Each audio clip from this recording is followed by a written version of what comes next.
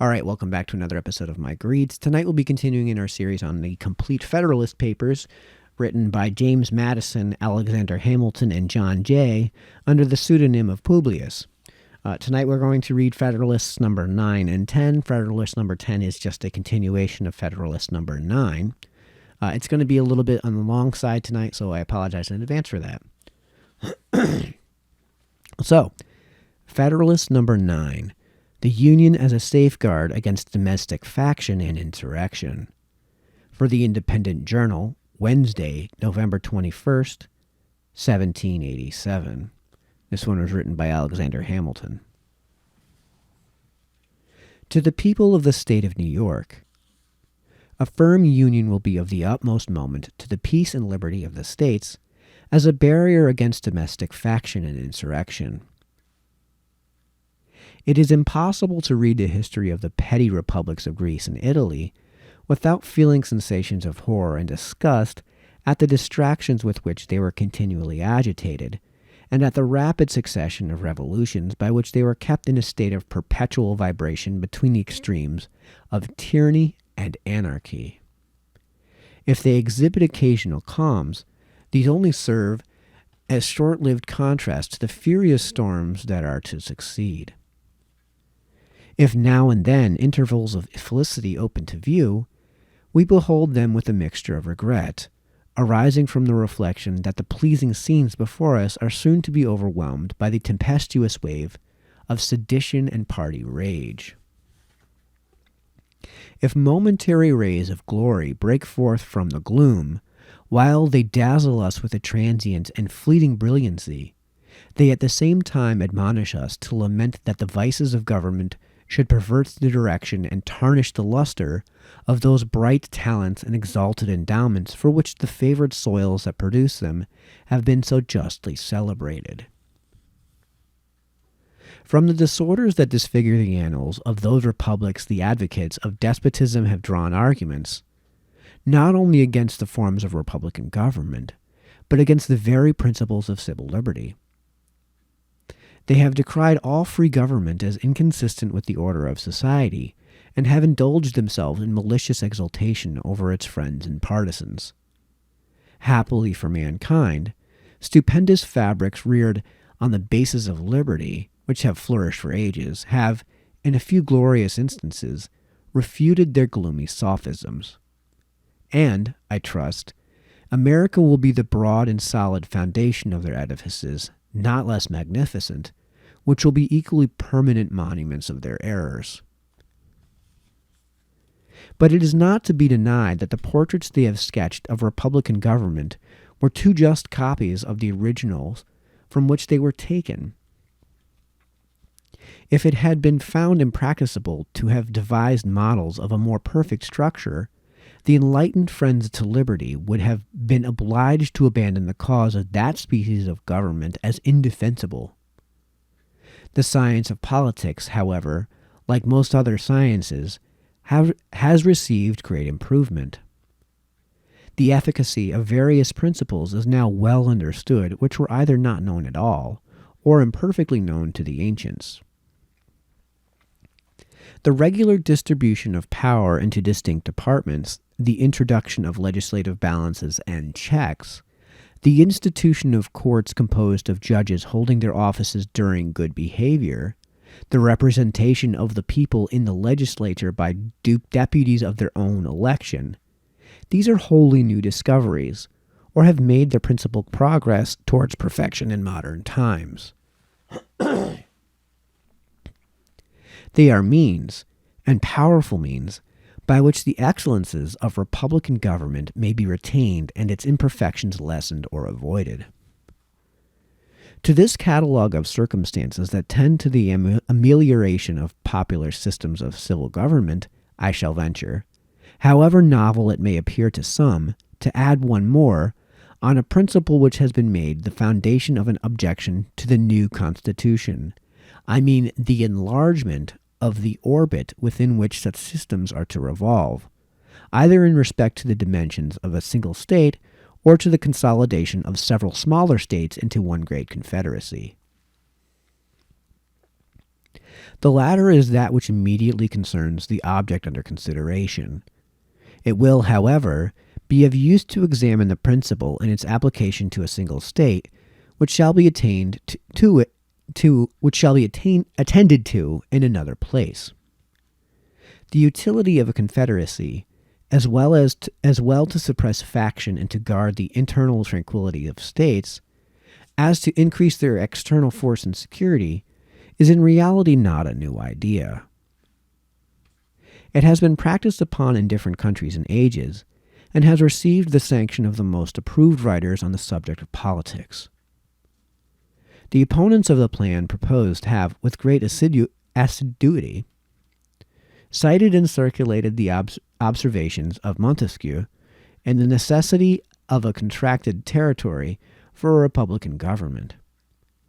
But they seem not to have been apprised of the sentiments of that great man expressed in another part of his work, nor to have adverted to the consequences of the principle to which they subscribe with such ready acquiescence. When Montesquieu recommends a small extent for republics, the standards he had in view were of dimensions far short of the limits of almost every one of these states. Neither Virginia, Massachusetts, Pennsylvania, New York, North Carolina, nor Georgia can by any means be compared with the models from which he reasoned and to which the terms of his description apply.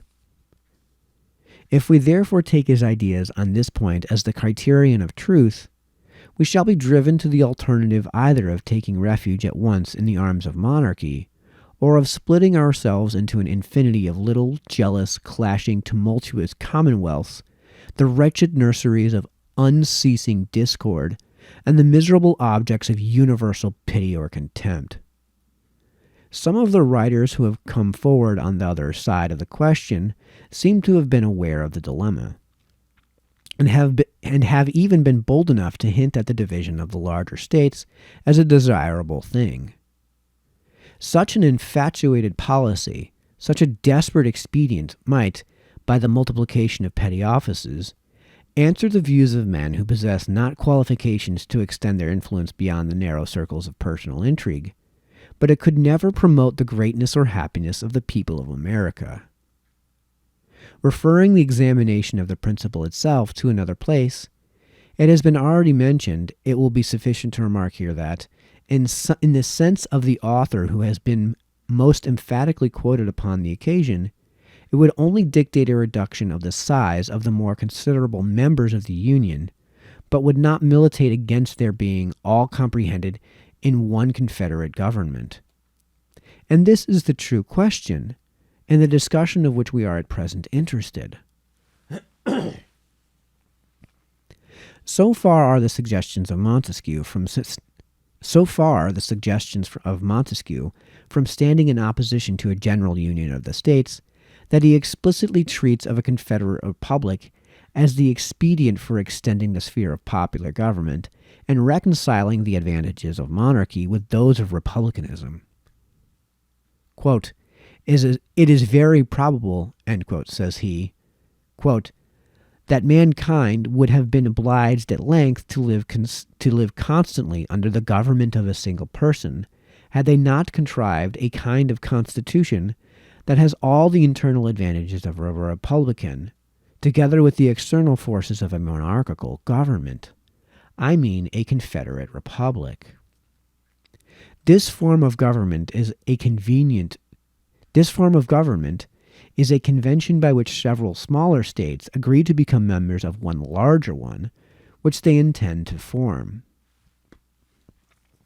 It is a kind of assemblage of societies that constitute a new one, capable of increasing by means of new associations till they arrive to such a degree of power as to be able to provide for the security of the united body. A republic of this kind, able to withstand an external force, may support itself without any internal corruptions. The form of this society prevents all manner of inconveniencies. If a single member should attempt to usurp the supreme authority, he could not be supposed to have an equal authority and credit in all the Confederate States. Were he to have too great influence over one, this would alarm the rest. Were he to subdue a part, that which would still remain free might oppose him with forces independent of those which he had usurped and overpower him before he could be settled in his usurpation. Should a popular insurrection happen in one of the Confederate states, the others are able to quell it. Should abuses creep into one part, they are reformed by those that remain sound. The state may be destroyed on one side and not on the other. The Confederacy may be dissolved, and the Confederates preserve their sovereignty. As this government is composed of small republics, it enjoys the internal happiness of each, and with respect to its external situation, it is possessed by means of the association of all the advantages of large monarchies." End quote.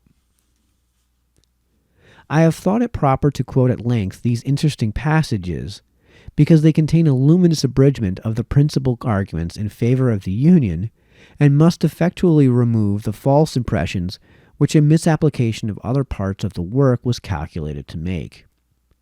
They have at the same time an intimate connection with the more immediate design of this paper, which is to illustrate the tendency of the Union to repress domestic faction and insurrection.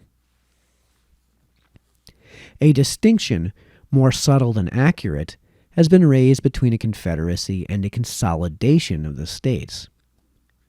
The essential characteristics of the first is said to be the restriction of its authority to the members in their collective capacities, without reaching to the individuals of whom they are composed. It is contended that the National Council ought to have no concern with any object of internal administration. An exact equality of suffrage between the members has also been insisted upon as a leading feature of a Confederate government. These positions are, in the main, arbitrary. They are supported neither by principle nor precedent. It has indeed happened that governments of this kind have generally operated in the manner which the distinction taken notice of supposes to be inherent in their nature, but there have been in most of them extensive exceptions to the practice, which serve to prove, as far as example will go, that there is no absolute rule on the subject. And it will be clearly shown in the course of this investigation that as far as the principle contended for has prevailed, it has been the cause of incurable disorder and imbecility in the government. The definition of a Confederate republic seems simply to be, quote, "an assemblage of societies," end quote, or an association of two or more states into one state. The extent, modifications, and objects of the federal authority are mere matters of discretion. So long as the separate organization of the members not be abolished, so long as it exists by a constitutional necessity for local purposes, though it should be in perfect subordination to the general authority of the Union, it would still be, in fact and in theory, an association of states or a confederacy. The proposed Constitution, so far from implying an abolition of the state governments, makes them constituent parts of the national sovereignty by allowing them a direct representation in the Senate, and leaves in their possession certain exclusive and very important portions of sovereign power. This fully corresponds, in every rational import of the terms, with the idea of a federal government. In the Lycian Confederacy, which consisted of 23 cities or republics, the largest were entitled to 3 votes in the Common Council, those of the middle class to 2, and the smallest to 1. The Common Council had the appointment of all the judges and magistrates of the respective cities. This was certainly the most delicate species of interference in their internal administration, for if there had been anything that seems exclusively appropriated to the local jurisdictions, it is the appointment of their own officers. Yet Montesquieu, speaking of this association, says, quote, "Were I to give a model of an excellent Confederate republic, it would be that of Lycia," end quote. Thus we perceive that the distinctions insisted upon were not within the contemplation of this enlightened civilian, and we shall be led to conclude that they are the novel refinements of an erroneous theory. All right, that finishes up Federalist number 9. Moving on to Federalist number 10. The same subject continued, the Union as a safeguard against domestic faction and insurrection. From the Daily Advertiser, Thursday, November 22nd, 1787. This one was written by James Madison. To the people of the state of New York. Among the numerous advantages promised by a well-constructed union, none deserves to be more accurately developed than its tendency to break and control the violence of faction. The friend of popular governments never finds himself so much alarmed for their character and fate as when he contemplates their propensity to this dangerous vice. He will not fail, therefore, to set a due value on any plan which, without violating the principles to which he is attached, provides a proper cure for it. The instability, injustice, and confusion introduced into the public councils have, in truth, been the mortal disease under which popular governments have everywhere perished, as they continue to be the favorite and fruitful topics from which the adversaries to liberty they can derive their most specious declamations. The valuable improvements made by the American constitutions on the popular models, both ancient and modern, cannot certainly be too much admired, but it would be an unwarrantable partiality to contend that they had as effectually obviated the danger on this side as was wished and expected. Complaints are everywhere heard from our most considerate and virtuous citizens, equally the friends of public and private faith, and of public and personal liberty, that our governments are too unstable, that the public good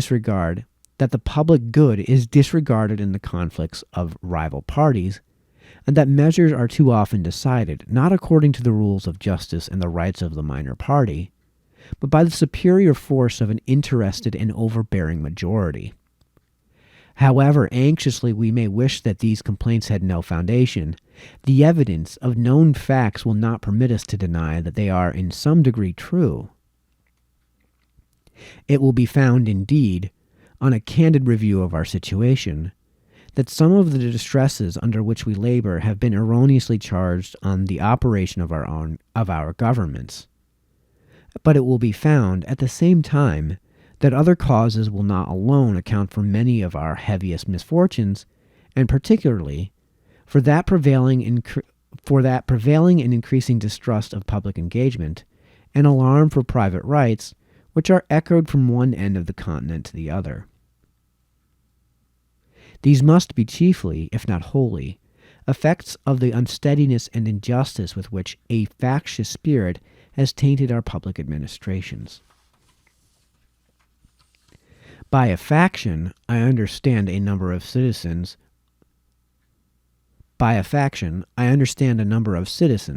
whether amounting to a majority or a minority of the whole, who are united and actuated by some common impulse of passion or of interest, adverse to the rights of other citizens or to the permanent and aggregate interests of the community.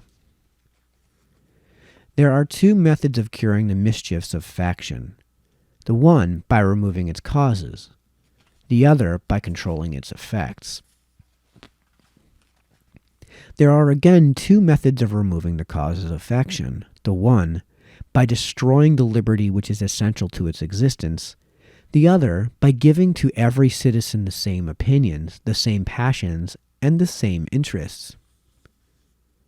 It could never be more truly said than of the first remedy that it was worse than the disease. Liberty is to a faction what air is to fire, an ailment without which it instantly expires.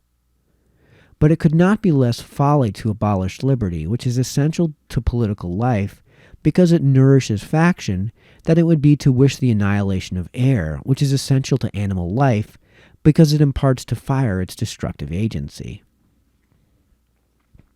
The second expedient is as impracticable as the first would be unwise. As long as the reason of man continues fallible, and he is at liberty to exercise it, different opinions will be formed.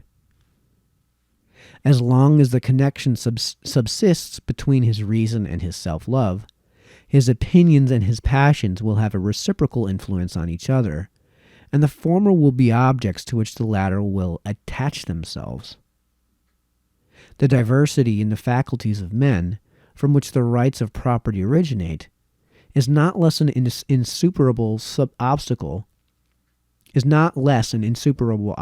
to a uniformity of interests. The protection of these faculties is the first object of government. From the protection of different and unequal faculties of acquiring property, the possession of different degrees and kinds of property immediately results, and from the influence of these on the sentiments and views of the respective proprietors, ensues a division of the society into different interests and parties. The latent causes of faction are thus sown in the nature of man, and we see them everywhere brought into different degrees of activity according to the different circumstances of civil society. A zeal for different opinions concerning religion, concerning government, and many other points, as well of speculation as of practice, an attachment to different leaders ambitiously contending for preeminence and power, or to persons of other descriptions whose fortunes have been interesting to the human passions, have, in turn, divided mankind into parties, inflamed them with mutual animosity, and rendered them much more disposed to vex and to oppress each other than to cooperate for their common good. So strong is this propensity of man to fall into mutual animosities, that where no substantial occasion presents itself, the most frivolous and fanciful distinctions have been sufficient to kindle their unfriendly passions and excite their most violent conflicts. But the most common and durable source of factions has been the various and unequal distribution of property. Those who hold and those who are without property have ever formed distinct interests in society. Those who are creditors and those who are debtors fall under like discrimination. A landed interest, a manufacturing interest, a mercantile interest, a moneyed interest, with many lesser interests, grow up of necessity in civilized nations and divide them into different classes, actuated by different sentiments and views. The regulation of these various and interfering interests forms the principal task of modern legislation, and involves the spirit of party and faction in the necessary and ordinary operations of the government. No man is allowed to be a judge in his own cause, because its interest would certainly bias his judgment and, not improbably, corrupt his integrity. With equal, nay, with greater reason, a body of men are unfit to be both judges and parties at the same time. Yet what are many of the most important acts of legislation but so many judicial determinations? Not indeed concerning the rights of single persons, but concerning the rights of large bodies of citizens. And what are the different classes of legislators but advocates and parties to the causes which they determine? Is a law proposed concerning private debts? It is a question to which the creditors are parties on one side and the debtors on the other. Justice ought to hold the balance between them. Yet the parties are and must be themselves the judges, and the most numerous party, or in other words, the most powerful faction, must be expected to prevail. Such domestic manufactures be encouraged, and in what degree, by restrictions on foreign manufactures, are questions which would be differently decided by the landed and manufacturing classes, and probably by neither with a sole regard to justice and the public good. The apportionment of taxes on the various descriptions of property is an act which seems to require the most exact impartiality. Yet there is, perhaps, no legislative act in which greater opportunity and temptation are given to a predominant party to trample on the rules of justice. Every shilling with which they overburden the inferior number is a shilling saved to their own pockets. It is in vain to say that enlightened statesmen will be able to adjust these clashing interests and render them all subservient to the public good. Enlightened statesmen will not always be at the helm, nor, in many cases, can such an adjustment be made at all without taking into view indirect and remote considerations, which will rarely prevail over the immediate interest which one party may find in disregarding the rights of another or the good of the whole. The inference to which we are brought is that the causes of factions cannot be removed, and that relief is only sought in the means of controlling its effects. If a faction consists of less than a majority, relief is supplied by the Republican principle, which enables the majority to defeat its sinister views by regular vote. It may clog the administration, it may convulse the society, but it will be unable to execute and mask its violence under the forms of the Constitution. When a majority is included in a faction, the form of popular government, on the other hand, enables it to sacrifice to its ruling passion or interest both the public good and the rights of other citizens. To secure the public good and private rights against the danger of such a faction, and at the same time to preserve the spirit in the form of popular government, is then the great object to which our inquiries are directed. Let me add that it is the great desideratum by which this form of government can be rescued from the opprobrium under which it has so long labored, and be recommended to the esteem and adoption of mankind. By what means is this object attainable? Evidently by one of the two only. Either the existence of the same passion or interest in a majority at the same time must be prevented, or the majority, having such coexistent passion or interest, must be rendered by their number and local situation unable to concert and carry into effect schemes of oppression. If the impulse and opportunity be suffered to coincide, we well know that neither moral nor religious motives can be relied on as an adequate control. They are not found to be such on the injustice and violence of individuals, and lose their efficacy in proportion to the number combined together, that is, in proportion as their efficacy becomes needful. From this view of the subject, it may be concluded that a pure democracy, by which I mean a society consisting of a smaller number of citizens, who assemble and administer the government in person, can admit of no cure for the mischiefs of faction. A common passion or interest will, in almost every case, be felt by a majority of the whole. A communication in concert result from the form of the government itself, and there is nothing to check the inducements to sacrifice the weaker party or an obnoxious individual. Hence, it is that such democracies have ever been spectacles of turbulence and contentions, have ever been found incompatible with personal security or the rights of property, and have in general been as short in their lives as they have been violent in their deaths. Theoretic politicians, who have patronized this species of government, have erroneously supposed that by reducing mankind to a perfect equality in their political rights, they would, at the same time, be perfectly equalized and assimilated in their possessions, their opinions, and their passions.